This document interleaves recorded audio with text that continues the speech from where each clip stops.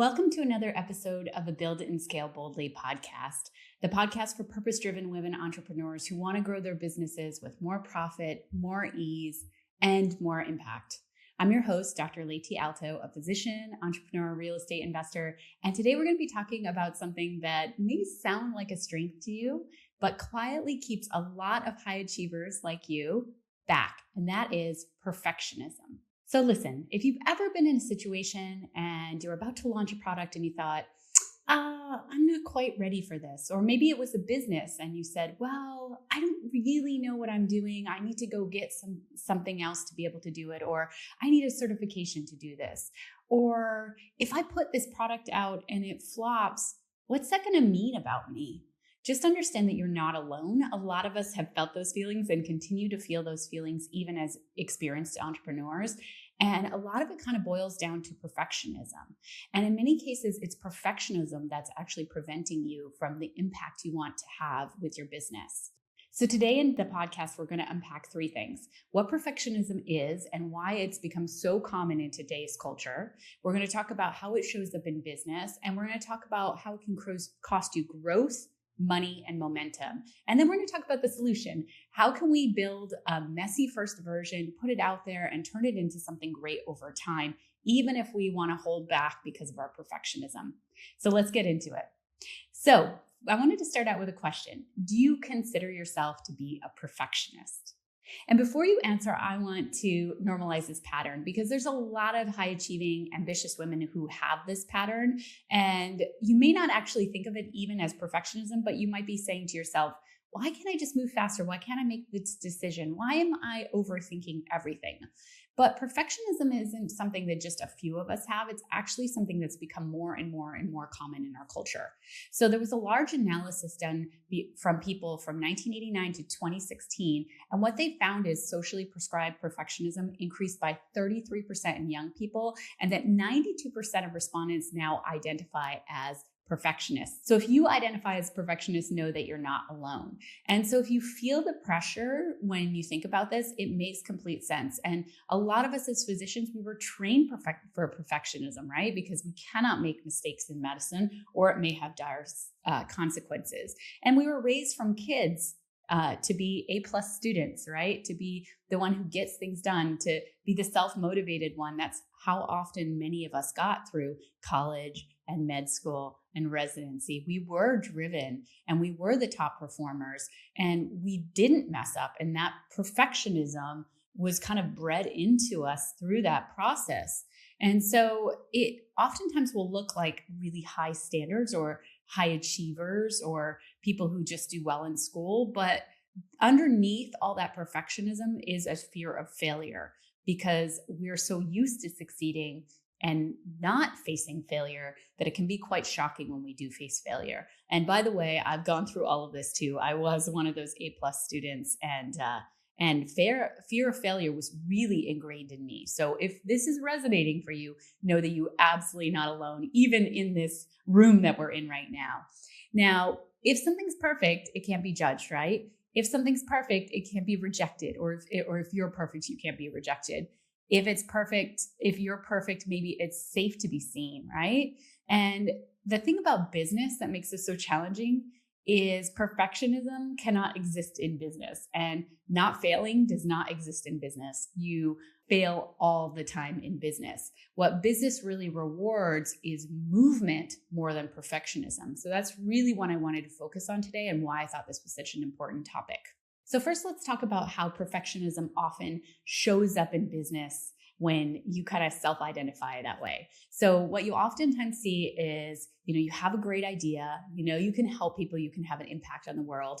Maybe you say, okay, I'm going to go make this happen. So you go out, you research, you think about it, you plan it, you think about the best product you can create, you work on the product, maybe you work on it some more, and maybe you even hire some people to help you work on the product. And you hire some team members, and then you're finally ready to put it out there for sale. And maybe this is a 3-month process, 6-month process. Sometimes people get stuck in this for years because it's never quite good enough and it's never quite ready. There's some more things to be able to do to make it perfect. And so that tends to hold you back, and is really tied to this thought, this subconscious feeling oftentimes of failing, that it's not good enough to put out there. And if we put it out there too early, that it's going to fail. But if we make it perfect, it's going to go well. And sometimes this perfectionism can get really expensive because you're hiring team members, you're taking all of this time up front to build a product. Again, it can be, hundreds and even thousands of hours that I've seen people take up front to do a product before they even put it out there to see if anyone wants to buy it. And so now you've invested time, you've invested money, and you're probably still not feeling confident if you're a perfectionist because it's not perfect. And now you feel a lot of pressure too, because you put so much into it, both in terms of your time, resources, and maybe there are even other people involved, like team members. And now you're in a position where you haven't made any money, but you've spent a lot. And that makes it even harder to launch because the pressure's on and the fear of failure is even stronger. Now, if you're nodding along right now with all of this, don't worry. We're going to talk about both how this kind of manifests perfectionism, but also how you can solve it. So you're not alone in this process, and we'll give you some solutions during this podcast as well. Now, I wanted to spend a couple minutes to talk about the danger of being a perfectionist specifically in business, because I've seen this pattern happen over and over again with the community members we have in BRA, with some of my friends along the way. I think it's important to talk through what I see to be the 3 biggest dangers that you can have when you're a perfectionist in business. So number 1 is you don't put your product out there. And we've alluded to this, but I think it's important to point out that people get so stuck in making something perfect. Sometimes it never goes live. It dies on the vine. It never gets to have the impact that you want. And in the meantime, you burn out on making it perfect. So now you're burned out and the product never went out there. Or maybe life intervenes and something happens and you're like, oh, I'll get to this again in 6 months, or I'll get to this in 12 months, or I'll get to this someday. And then all of a sudden you never get to it again. And the result is you've spent your money, you've spent your energy, you've spent your talent, and you never make the impact that you're meant to make through your business. And so it's a real loss for humanity, not just you, because there are people who could have benefited from the product you released or the service you provided, that they never got to get that impact. And I'm going to tell you a story because I actually have somebody who I've been watching do this for the last couple of years, where they've been building a product, and a course it can have huge impact on a lot of people, but there's been lots of iteration actually for years now without putting it out to the public. Now, I believe that this is going to go out eventually, but I have watched it kind of languish over the years, and all that time there could have been an impact on the world. And so don't put yourself in this situation with a perfectionism that you never even get the product or service out there that really can have the impact because you're worried about making it perfect. Another way to say it is you don't change lives from inside your Google Drive, right? You change lives when you actually put something out there. The second danger is that you build something that people don't want. And this is a huge danger when you kind of come up with an idea in your head and you say, this is a product I think people need. It's going to help solve their problem, but you don't put it out there to test. You can do some research, of course, and talk to some people who might be good fits, but ultimately you're really going to know if you have real traction when you put it out there and you see how people respond. And this is actually a lot more common than you think, is that you put something out there and people don't initially respond and you have to pivot and pivot and pivot. Even if you've been in your business multiple years and you really understand your customer base, there are still times that you put something out there, maybe you don't communicate it very well, or maybe nobody's tried it before, so people are very slow to want to jump in because they have a lot of uncertainty. There's a lot of reasons that even as an experienced business owner, you could put an offer out there and have it flop initially. And so if you don't put it out there and you've invested all these resources and time and money, and it's been a year, and then you put it out there and it doesn't respond, it may be that you're already so burned out, or you've invested so much that fear of failure is at a peak and you quit, right? So that you definitely don't want to be in that situation. But what you really want to do is you want to launch. If you have crickets, you want to iterate and you want to make it better. And we'll do another podcast on this because I think it's a really important topic. But sometimes it does happen that you put a product out there and it doesn't have much response. There's crickets. And it's not because you're not talented. It's not because you're not smart. It's just you needed to get feedback early and you needed to iterate. And you need to have the runway to be able to do that. And so that's another reason why you can't let your perfectionism hold you back and tinker with this product for 6 months or a year before you get it out there, because it may be what you initially put out there is not what people want. And it's the 5th iteration that makes it possible to be able to really be able to impact the masses. And you have to have the time and space and energy to be able to see the response, pivot, see the response, pivot, and make it better over time. And I'm going to do another podcast on this because it's such an important concept, but understand that that is one of the biggest dangers that perfectionism can result in is you hold it back, you tinker, and then you do finally get it out there, but you've built something that people don't want, and it kind of initially doesn't get much response, and then you abandon ship. The third one is that while you're tinkering on your product, you neglect your marketing and audience building. And I've also seen this happen to a lot of entrepreneurs as well. So it's a real danger of perfectionism. And it's sneaky. It's a really sneaky one because you're thinking about the product, you're thinking about the service that you're going to deliver to your customer, and you want that to be as best as possible. So it makes sense for you as a perfectionist to be perfecting that product, making it the best it can be. But the thing is about business is there's the business end of the business. There's the product, but there's also the business end. And that's things like finances, that's things like marketing, that's things like operations. And all those pieces of a business are really, really important. And so what I oftentimes will see is people will be so focused on the product that they neglect doing all the other pieces of the business. They neglect kind of putting themselves out there, building the audience, starting to do marketing, starting to build up an email list while they work on the product. And then when they do finally have that product ready, they don't have anyone to sell it to. And so you have to be able to do that kind of in parallel.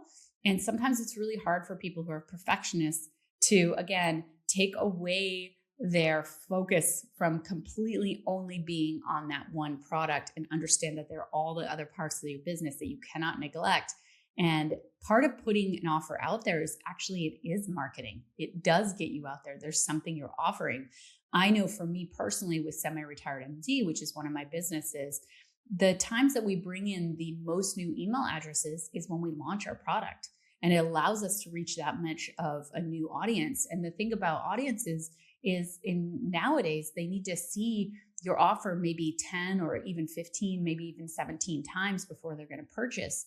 And so each time you do launch, it's an opportunity to kind of get yourself out there, get yourself out in front of people. And you will get people on your email list who haven't purchased yet, but who hear about your product and end up on your email list, and they'll purchase 6 months or 12 months down the road. So it's really important, again, to be able to get it out early, to be able to build that know, like, and trust, to build recognition, but then to make sure that while you're building your product, that you also have a little bit of focus on the other parts of your business, especially the marketing of your business, so that when you do put a product out there, you have someone to sell it to.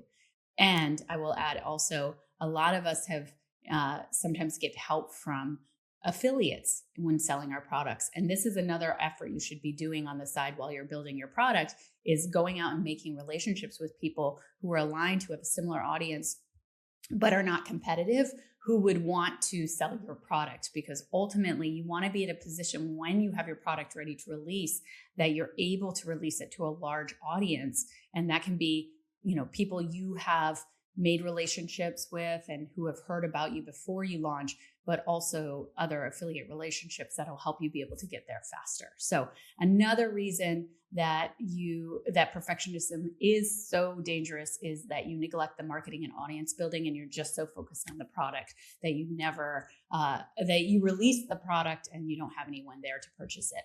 Now, part of this can be tied to the role that you prefer within your business. So there's a framework that I want to introduce to you, which is about the different roles in business. So there's an artist who loves the craft, the product, and the transformation. And most of us are artists, and we love the product or service we're delivering, and we want to make sure that product is so perfect and that service is so perfect.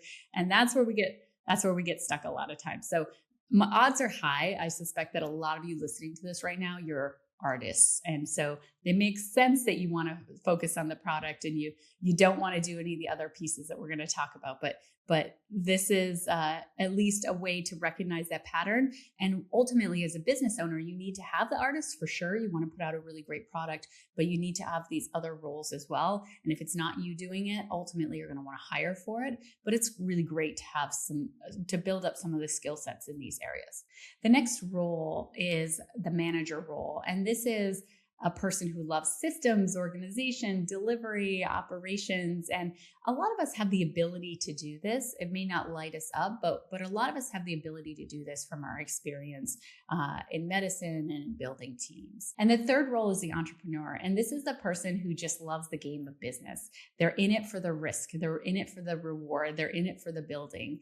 And again, I think some of us have characteristics of the entrepreneur, but a lot of us live in artists most of the time. And so that's part of what has us so tied up in the product. But over time as a business owner, we really need to strengthen our ability to manage and also strengthen our entrepreneur. So we're looking at opportunities and we're thinking at the bigger picture and we're thinking about risk and reward so that we really can build a business that's, holistic and not imbalanced. And we're not in this situation that we spend 99% of the time on the product and neglect the other pieces of the business. So I thought this framework was important to introduce you to, so you have a little bit more context of why you might be that person perfecting the product versus anything else. Now I want to pivot and start talking about solutions. And I want to tell you a story. I attended Tony Robbins Business Mastery back in 2019. And one of the cool things they had us do is they gave us a whole bunch of pasta. They gave us some string. They gave us a marshmallow.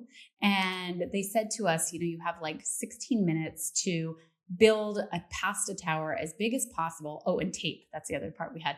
Build a pasta tower as big as possible and as tall as possible. So the idea was whoever had the tallest pasta tower was going to win, but the marshmallow had to be on the top of the tower. So it had to be strong enough in its foundations to be able to support that marshmallow.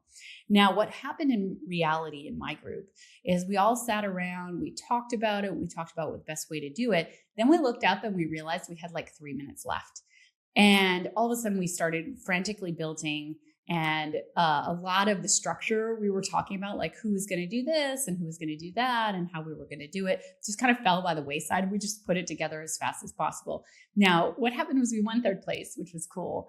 But what the teaching was of that process was when CEOs and business people and students versus kindergartners are all given that same challenge, the people who win every time are the kindergartners. And that's because they iterate. They try something, it doesn't work, they try again. And they don't spend a lot of time up front talking about who's going to have what role and kind of saying, well, I'm the leader, no, I'm the leader. And some of those social interactions that we oftentimes have as adults to try to figure out everyone's place. They don't worry about it. They just all jump in and they start building and they iterate. And so this is really a great example of how not being perfect actually can set you up to win, because those iterations are where the real beauty and the real amazingness comes out of a product oftentimes. And so you do need to put it out there. Sometimes it's B- work. There's a saying by Brooke Castillo, who's a life coach, B- work changes the world. Now, you guys are probably not going to ever accept B- work in yourself, but let's just say A- work changes the world. And so putting it out there is when you have a chance to iterate. And that makes the product useful, right? That makes it, gives it a little bit of momentum. That gets the word out about what you're doing, like we were talking about a little bit earlier. And that really allows you to make a better and better and better and better product. And if you're always thinking about innovating your product every time you put it out there, it's gonna be better over time. And that's really what we're aiming for. Okay, so now I wanna give you a couple simple moves you can do this week to be able to take some action from what you learned in this podcast. So number one is outline and maybe even build your A- version of a product. What's the simplest version that you can create that will still have an impact and have a result? I want you to set a launch date that you cannot negotiate with. Pick a date. Don't make it 6 months from now. Make it shorter than you think that you can handle to be able to force yourself to not be stuck in perfection along the way. You want to launch before you built the machine. So this may not be the case for private practice per se, but if you're in the online space, you definitely can put an offer out there and build the offer once you've sold it. And so I'd really highly encourage you to do that as much as possible. And maybe even as, in a private practice, you do your soft launch, right? And get it out there faster. Be able to service a smaller amount of patients, but again, it's going to allow you to iterate and not be stuck in perfection and keep pushing off the date that you're going to start. And then shift your goal and your thinking from, hey, I'm going to make this perfect to, hey, I'm going to get proof this works, right? I'm going to go out, I'm going to put out a beta version, or I'm going to put out my first version. I'm going to see where I can make it better. I'm going to collect testimonials. I'm going to collect some success stories that I can then use in my next launch. And so I'd rather you do a couple of launches and make a product better, over 6 months rather than wait 6 months and then all of a sudden put that product out there. Now, if this episode gave you some clarity or momentum, I also wanted to offer a free resource that we have, which is called From Hustle to Flow. It's our guide on scaling smarter with AI. It's at br.com. And whether or not you have a new business and you want to get AI to help you launch it, or you have an established business and you want to know where AI can plug in, this free download is going to be able to help you do that. So go to br.com. It's right on our first page, and you can find it and download it for free there. And finally, to end with our reflection question, where in your business are you currently waiting on something to be perfect before you move and before you take action? And what's one messy, bold step you could take this week to get whatever you're thinking about into the hands of people who need it, and then to iterate it down the road? Now, if this episode hit home for you, feel free to reply to us by email at hello@biara.com and let us know, what you got out of this episode, or if you thought that there was something else we should include in the episode. We're happy to hear that too.